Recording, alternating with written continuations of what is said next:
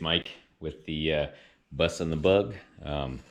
Today I'm working on a project where I'm basically taking one of these new switches which has the button. You see this little button here?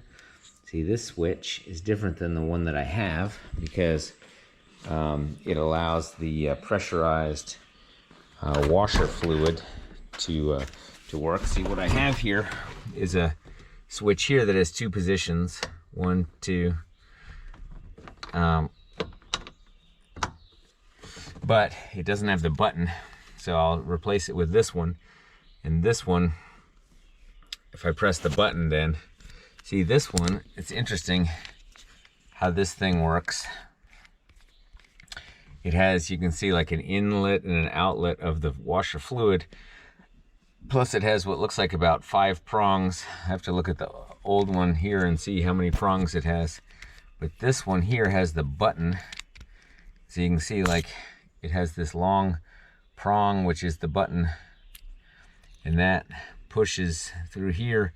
And when you push the button, it allows the pressurized fluid to come through. So, and it has this thing,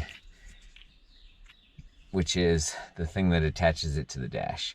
So first thing I'm gonna do in order to do this, the other parts that I've got, so I have the hose here, and I think this should be hopefully enough hose for both parts. It has to first go from the reservoir to the switch, and then it has to go from the switch out here to this guy here, which is the little squirter nozzle. So I have that, and then I have a little air hose thing which allows you to connect the pressure of the spare tire through to the to that pressurized reservoir. So I'm gonna go ahead and try and get this, or at least see what I have to do. See, you can see here, this is the pressurized reservoir, and it's got to come up here under there, and then I've got to take this off and get the switch and everything. But this thing I have still, and I can see if I can get the hose.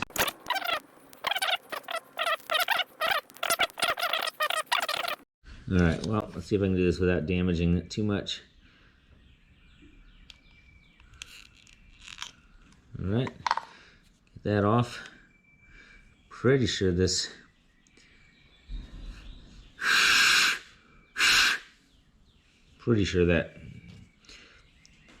that'll work. I'll put this guy on here. Okay. I mean, it has a pretty big nub there, so I think that'll hold the pressure, but I'm not sure if I need a couple of like little tiny clamps that you just put on there. I don't know if I have anything like that. All right, let me get this carpet and this pulled back.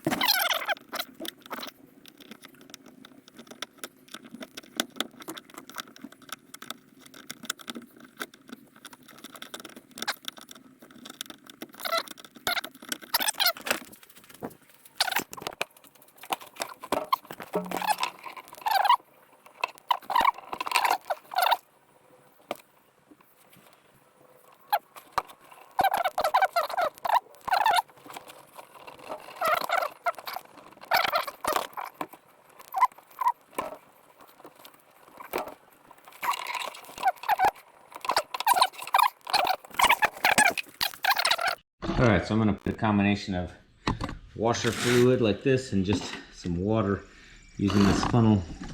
I'm going to just, you can see where I'm going to put this, basically in here. If if I can get it.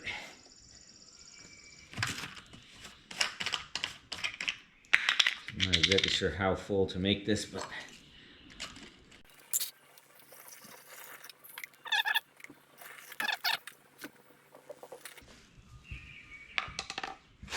so I'm not exactly sure how much it's supposed to be in there. And I don't even know if it'll hold pressure. What I can do is first I'll tighten this down.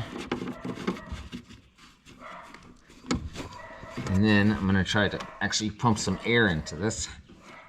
So I have this now like that. I'm just gonna get my hose like this.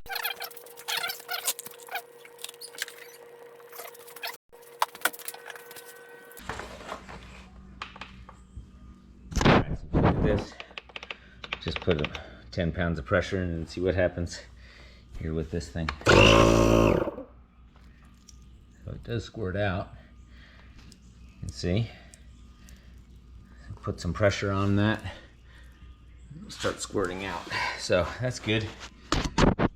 So I will just leave it like that. Let's see if I can.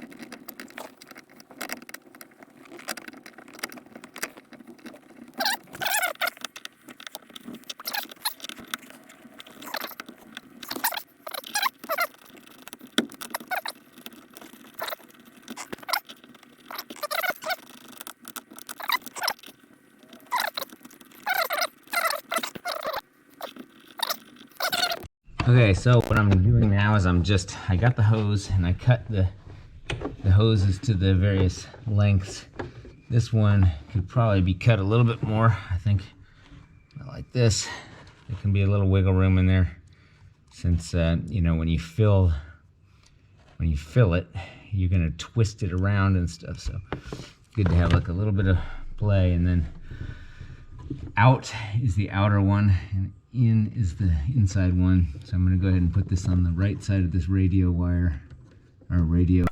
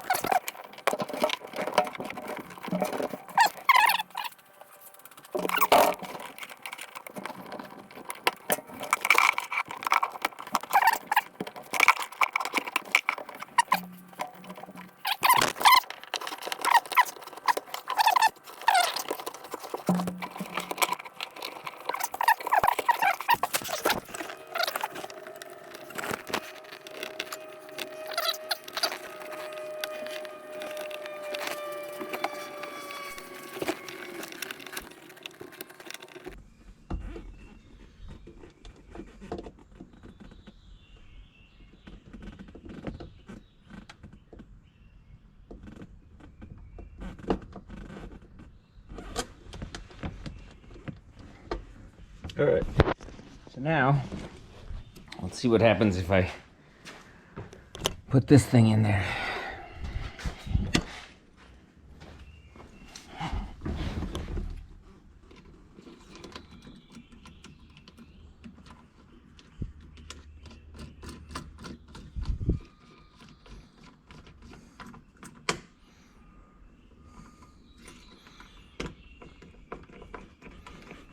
Okay, so and the button is there, seems to press.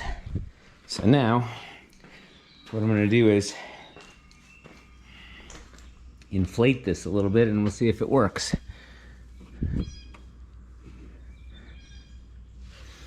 So that's at 10 pounds.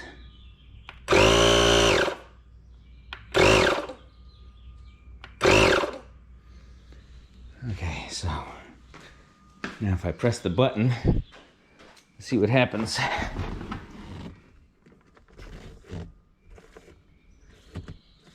So it does work. Press this button and it runs. So I could probably turn this guy a little bit.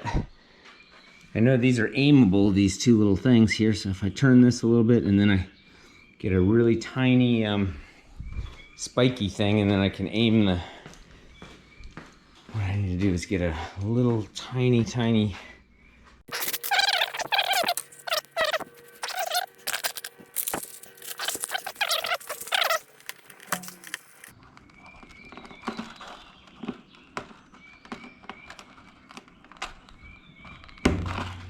let's see if I changed it at all.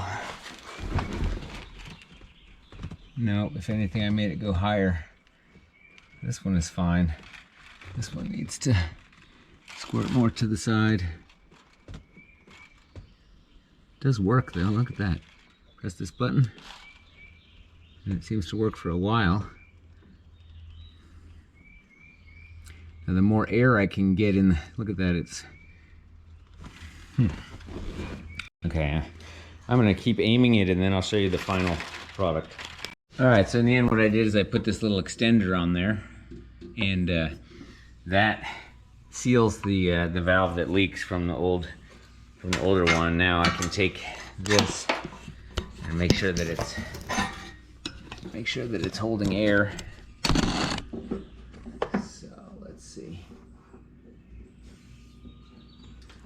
It's at 8 pounds, so that held. I'll put it at 13, 14 pounds.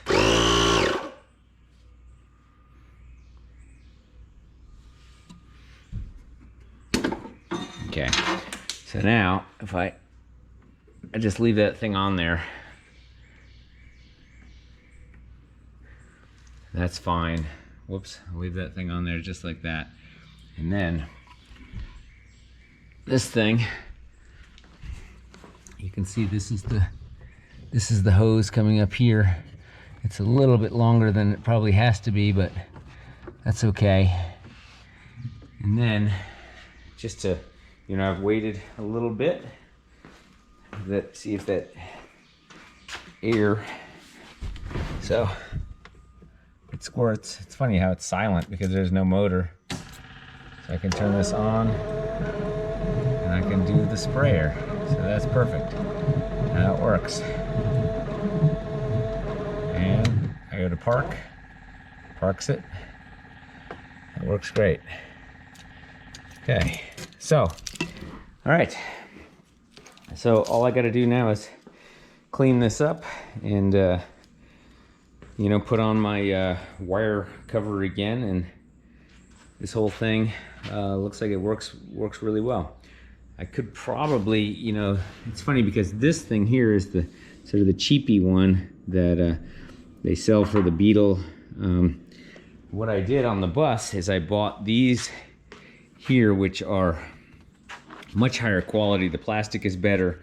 It has aimable, really nice aimable jets.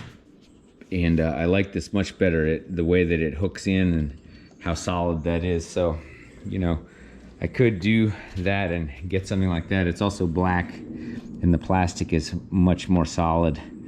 So, you know, this is what I've got at the time. So, you know, I'll stick with that for now, but, and it works. So you can see, like, it looks a little, a couple of things I just wanted to show. So this one, you remember I had glued that new gasket on there, and I put a little sealant on there. And that looks like it's working really well. In terms of the seal, you can see where it's indented. So that's working well. And of course, that can seal because there's an overflow valve here, like a little overflow tube here that goes down, so it shouldn't get too much pressure. And the other thing I wanted to show is I have this extra one now that I've replaced my windshield washer knob with this. I have this extra black one, and of course, I have this one here, which is the silver white one. So I had a issue with this in not being able to get this one off. And so what I'm going to try to do is get this knob off and put on the black one, and then I'll be consistent. So I just have no idea if I'll be able to get this off, but I'm gonna try. Probably damage it. All right, so I decided to be draconian and just, I damaged this, and it would not be reusable, but I want to have the black knob on there, so that's why I'm doing it. It appears to be screwing off okay. I'm not sure. It's rusty, so that's part of the reason. I could probably put, funny, I have motor oil here and from filling it up, so probably just take a dab of oil and just get it onto the threads here, because this is like super rusty. So then what I'm gonna do is just put the black knob on there that I used to have on the windshield washer.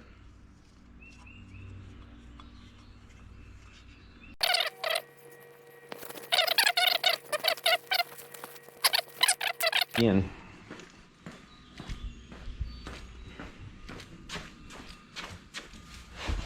Let's see. The other thing is there's two little rollers, and one of the rollers is not good anymore on this, so part of the reason why. But so now, you know, when I look at the dash, I have all black knobs instead of the one white on there. That's kind of blocked by this anyway, but it looks good. So that is, again, my pressurized washer, and I'll go ahead and put on the crooked even. But anyway, that's the windshield washer. So now it works, the pressurized chamber works, and everything is good. Like or subscribe if you want to help me get to 1,000 subscribers, and see you next time.